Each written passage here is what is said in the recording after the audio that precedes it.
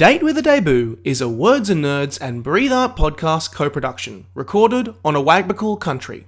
And I pay my respects to all elders past and present and extend that to any First Nations people tuning in. Always was, always will be, Aboriginal land. On with the show.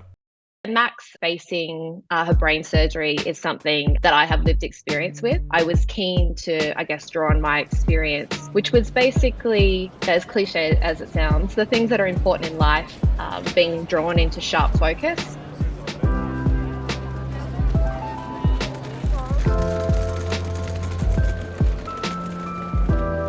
Hello, my name is Nick Wasiliev, former host of Tell Me What to Read, author of When Men Cry, and I'm here for a new mini-series hosting on Words and Nerds, shining a light on debut novelists and their journey to publication. So if you are looking for a new book to devour, this is the place to be. If you're looking for writing inspiration, this is the place to be. This is Date with a Debut, because nothing hits you like a first impression. And I couldn't be happier because this book, in line with this series, couldn't be more appropriate in terms of a date and learning and finding love.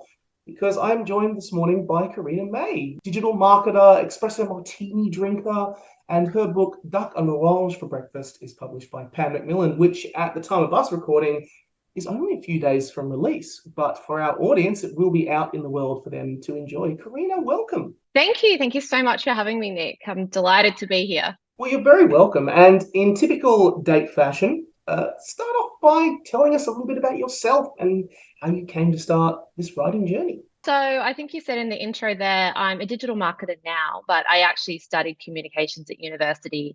I went down, initially I wanted to get into newspapers, and I was sent on an internship to Bangkok when I was at uni, which was an interesting experience for my first newspaper experience working in a country, a non-English speaking country. So from that, I kind of got a shock of the newsroom and went into magazines. And then, about a decade ago, basically, the rise of the internet and unfortunates and doom and gloom in that landscape, I decided to skill up and work in digital marketing.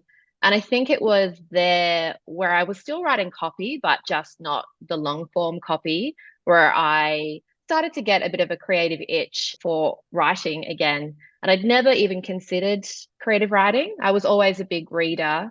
And I think definitely a storyteller. I've now learned that was just always something. I love to entertain friends and family with tales, normally self-deprecating tales about myself with some extra exaggeration.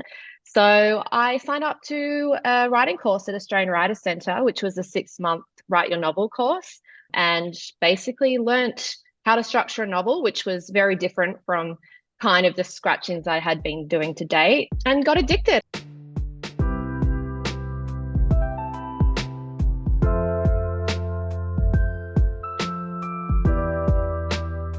Give us your 1-minute pitch for Duck and Orange. Sure. Well, we were discussing before that I can't still pronounce my title, so I refer it to Duck. I do not speak French, so it's interesting that I created this book, but it is a comedy romance, so I think it's suitable for me to have a bit of fun with the title.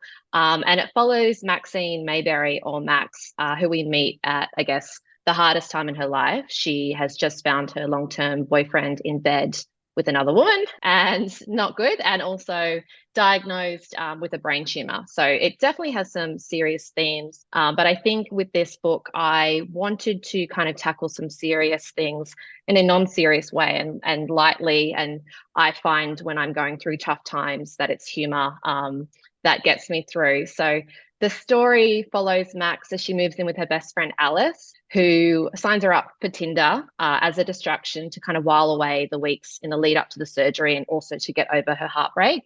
And she meets a Tinder pen pal who is cheeky and charmy Johnny. And together they start to cook through a recipe book of Max's ex-boyfriend's family, the Laurent family, who are like a pretentious French family. The project's called the For Kim Project, and it's like a deranged Julia and Julia exercise. The cookbook drop is done at an IKEA, and I think that's one of my kind of favorite parts. That brings in some of the rom-com elements of 500 Days of Summer and kind of those types of movies and texts that I've always enjoyed. And then finally, the story travels to Paris, because I don't think that we can, have a book about French food and French cooking and not go on a journey. So yeah, I think it's a fun read with some serious themes. And I am really proud of it. Yay, I'm so glad to hear. And I love that as well. You couldn't not do a book about French food and not go to France. Like it I feels, know. there's something that when I was reading it, it felt very Nora Ephron. There was something Yeah. Nora Ephron about it when Harry Met Sally, Sleepless in Seattle.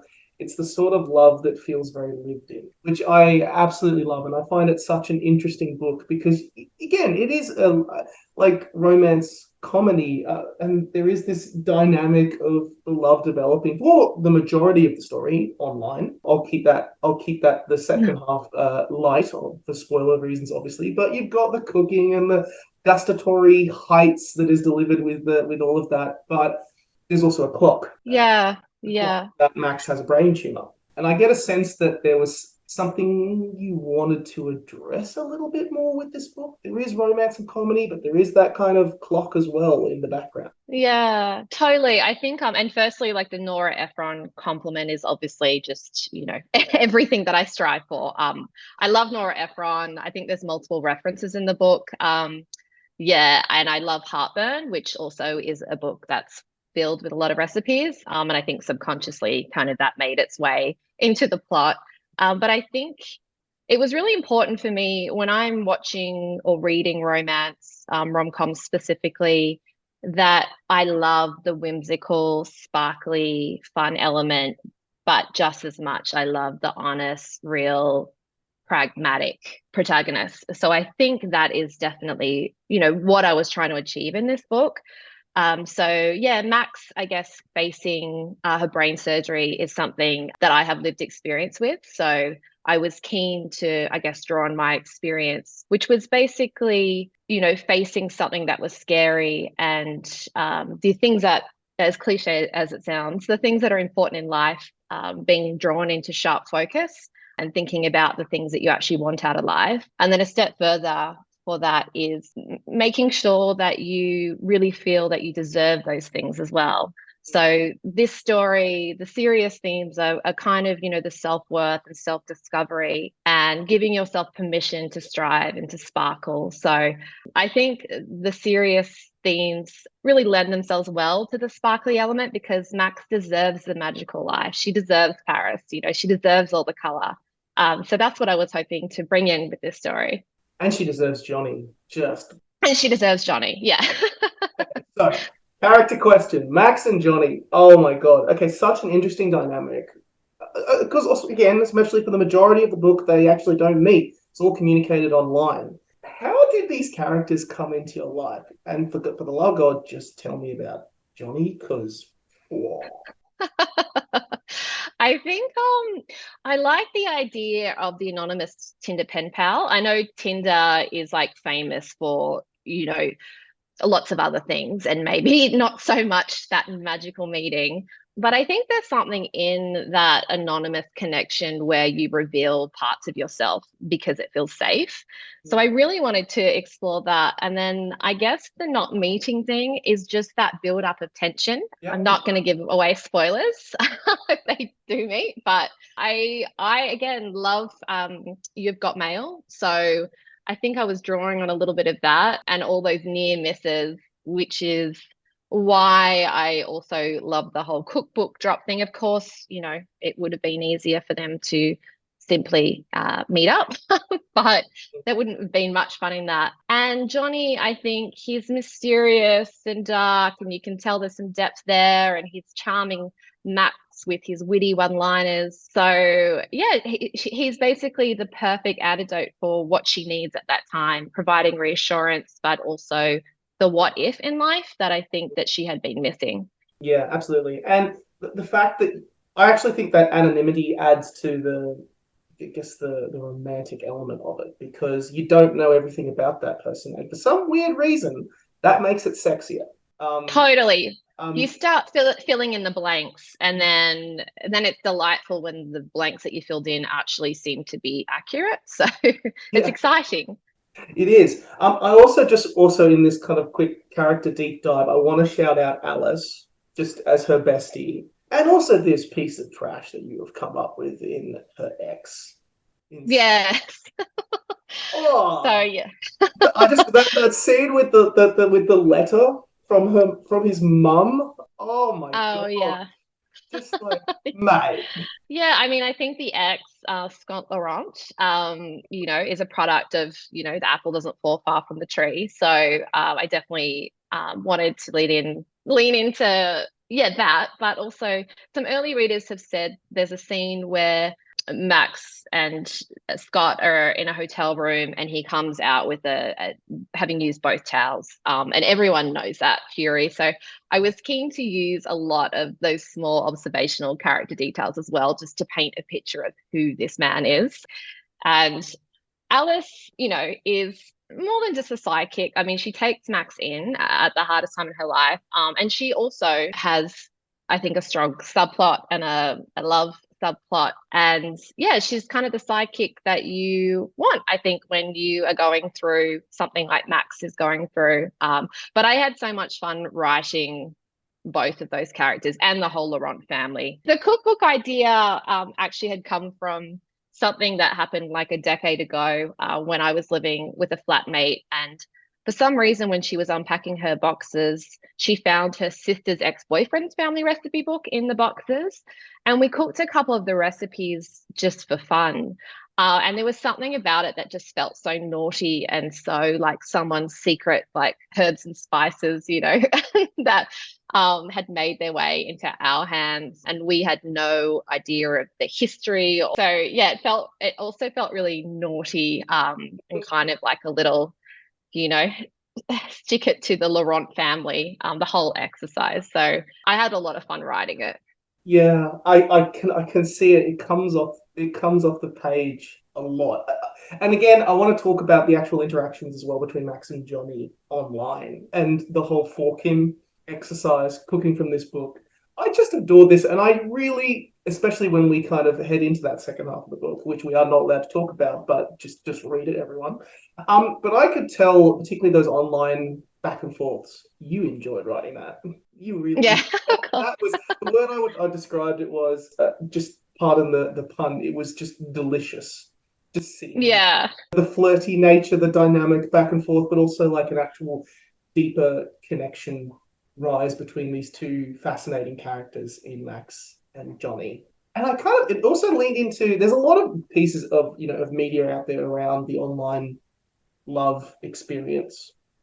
And you often get those people who will come up and say, "Oh, but the online love experience doesn't compare to the in-person experience." And I felt like this was almost a real interesting counterpoint to that. What do you say to that, considering where this book goes? Yeah, totally. I mean, like to start with, unfortunately, I've spent a lot of time on those apps. And so I think I've gotten really quite good at banter. And I thought, why just leave it for these undeserving people on the other end? Like, I mean, this has to make it in its way into the book. And I think I wanted to develop a character on the other end, serving back, the banter that I guess, yeah, I mean, I would love to receive back. I think, yeah, as I kind of said earlier, you can strip back a lot of the I guess the history, and someone doesn't know who you are, and so some real genuine connections can be formed, I think, online.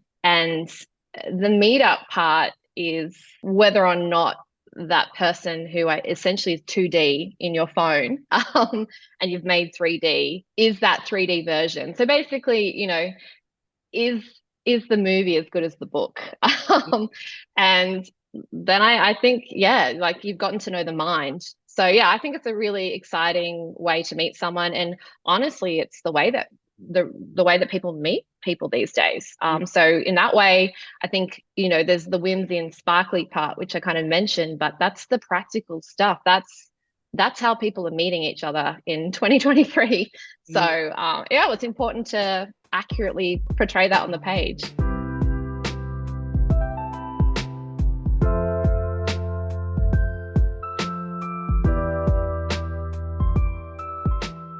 I want to ask you a little bit about your journey to publication. You mentioned that you did a course at the Australian Writers Centre and you got hooked. Yeah. What happened from there? How did we go from that to this book that is now about to be in the hands of readers?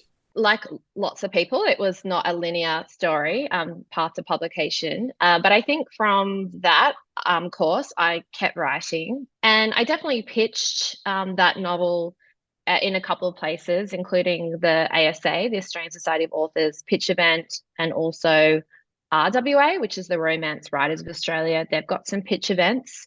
And that first book that I wrote actually did get picked up in digital version eventually. That is the book that I submitted to open submissions. So I'm published through Macmillan, and they have a manuscript Monday, once a month, I think. And that's fondly known in the industry as the slush pile. And everyone says that you don't ever get picked up off the slush pile. Well, I did. So the book that I submitted, yeah, it was through Manuscript Monday, and I submitted, I think in the December, and got an email from a publisher in the February wanting to know more. I had just signed that book to a digital publication. But luckily, because I had just kept writing, I had other things. So I went back to them and said, hey, I've actually just signed that for a digital publication, but I have another manuscript and a half if you would be interested. And one of those manuscripts was Duck. And so I guess my message or lesson that I now say annoyingly, like the soapbox person, is just to keep writing, because, that opportunity might not have happened if I hadn't just kept at it. The submission process is long. There's a lot of waiting. There's a lot of unknown, but what you can control is writing. So I ended up, having, I guess, 2.5 manuscripts ready to go. Of course, they needed editing with the professional in-house team. But yeah, it wasn't the initial manuscript that I had submitted to Macmillan. It was this other new one. So yeah, that was kind of what happened. And then it was quite fast. I think that was the email in February, and then it went to acquisitions and signed in the April, I think. So it was a pretty quick process. So I keep saying now, when you're on, you're on. So to have all your ducks in a row, excuse the puns, it's a combination of luck and having done the work. I do like that story because it's slush pile, and I think you never know if you don't put yourself out there. Yeah, straight from the slush pile. Yeah, slush pile baby. Slush pile baby, and I think so many people would connect with that on so many levels. And I love that your piece of advice, because you answered my next question. Oh, sorry. No, I like it. Just keep writing, because so many people talk about writing and talk, but like you actually have to do it. The discipline of sitting down and writing it. And on a personal level, like God, I vibe so hard with that, because then I'm like, oh, why doesn't this book come together the way it has? Oh yeah, I actually haven't had the chance to sit down and fully flesh it out properly with the writing and the ways to go about it. On that topic, you mentioned, you had to go through a whole editing process as well. What was kind of that experience like? Because I know it's very easy to say kill your darlings, but there's a lot of people who get very attached to this script this transcript that they work with. Was that the case for you, or was it actually? I found it quite liberating. Yeah, I loved it. Like I mean, it's every writer's dream to have professionals look at their work. Like I still just feel so honored that experts took the time to feedback constructive edits that made the book stronger. And I think going to writing courses and being in critique groups, you get better at that and identifying kind of what resonates with you and what doesn't. And, this writing journey is quite solo for the majority of the time. And I actually am someone that really, I think, am quite collaborative. So I've always kind of loved the idea of being in a writer's room, or, that's a completely different industry and a creative pursuit. But I just love the collaborative nature of it. And it's not like a hard and fast, what we say goes. It's a discussion. And so it was actually a joy. And it was quite fast as well. My editing, it was all quite fast, which was good because I was still really engaged with the text. I think often, you might, it could be better or worse to be attached to things or not. But for me, I was kind of happy to make any changes that would make the text stronger based off the expert advice. Like they're the best in the business, so they know what they're doing. So yeah, I love the whole process. Yeah, I think they're very much they're your first reader effectively. That's kind of who they are, and they notice and pick up on things that you might not know Yeah. because you've been in that insular space for so long. And I Yeah. And to acquire your book, they get what you're doing and they believe in you. So I think that's different from, receiving feedback from someone that's not quite getting what you're trying to achieve with your writing. So just even from that, just the merit of that acknowledgement, yeah, made it a lot easier to kind of make changes in line with, it's a commercial novel. So commercially, what are the expectations? And also with romance, it's a whole genre where readers come with expectations. So you want to make sure that while being authentic as possible to what you want to deliver, it also doesn't disappoint in terms of that happy ending and everything that romance readers expect. what's next for you? Will we see another book? You mentioned there is more than one manuscript. Will there be another one? Yeah. So I actually have another book coming out in December with Pan Macmillan. So yes. So I think because I basically had both of them almost ready when they acquired. So the good thing is I'm not stuck in that, oh gosh, like how do I back this one up? Which I know the second book can often feel that way. So it's an interesting time right now because I'm getting real great feedback from Dark and at the same time editing the December book. So I'm obviously super excited. So it's a very busy year. And again, I just want to say to aspiring writers, a couple of years ago, I was sitting there with kind of no action. And then this just feels like the most action packed year and kind of everything coming together and all that hard work happening. So, yeah, it's an exciting time for me.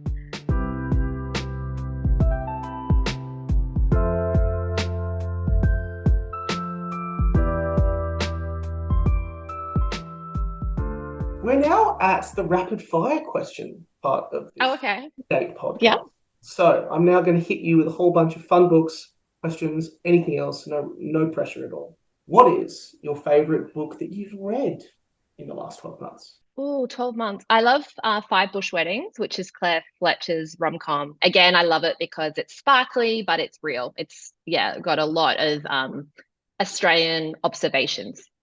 What would be the recipe you would pick from the Lion family cookbook? Oh, I think the souffle probably. And I actually had a souffle last night, the chocolate souffle. I won't give it away, but I like the name of that one. And it's rich and decadent and everyone loves dessert. Yes, absolutely. Amen to that. Do you have a favorite word? Oh gosh, I straight away went to my least favorite words, which I'm not going to say. I think everybody knows them. In line maybe with the souffle and how you'd want that to come out.